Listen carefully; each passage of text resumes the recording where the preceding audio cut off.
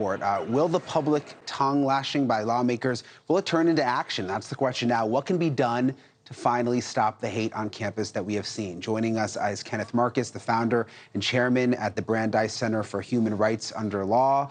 He's also the former Assistant Secretary of Education for Civil Rights for the Bush and Trump administrations. Thanks for being with us, Kenneth. I mean, I'm watching Joe's story, and I just can't believe that this is reality on some of our most prestigious universities that we hold in such esteem, and that they have to have a hearing on in Congress about this, that it's gotten this serious. Good to be here, Brian. I couldn't agree more. This has been an ugly time on college campuses. Judging by the intake that we receive at the Brandeis Center, if anything, the ADL's numbers underestimate the extent of the problem.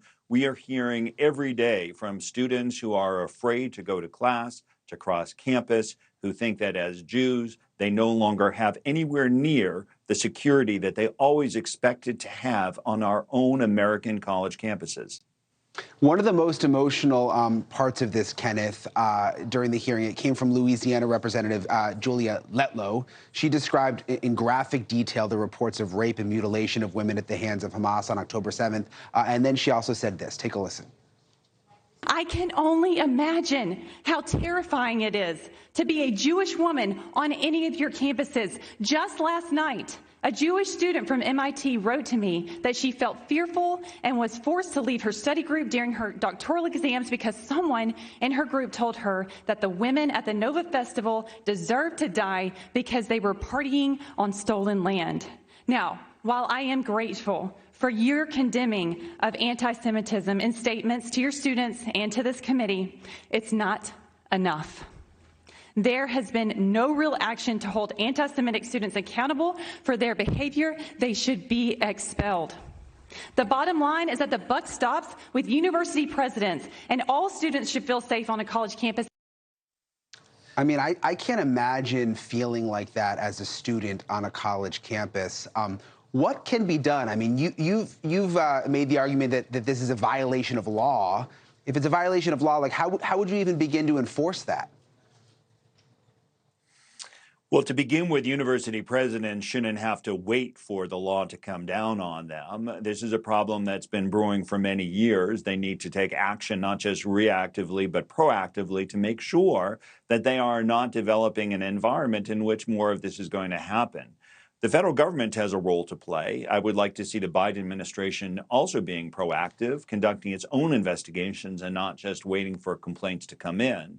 But the Louis D. Brandeis Center represents many students around the country. We've begun filing complaints against places like the University of Pennsylvania, Wellesley, the University of California at Berkeley, and we are hearing from students at many other places. So there are more challenges to come. Our hope, though, is that university administrators don't just wait to get sued, but instead take a lesson from the treatment that these three university presidents received today and start taking proactive measures to protect all of their students on campus. But it's not just the students, right, Kenneth? I mean, we've heard about professors defending some of this. I mean, you study this. You guys have a behind-the-scenes look. I mean, are there administrators that actually back some of this hate speech?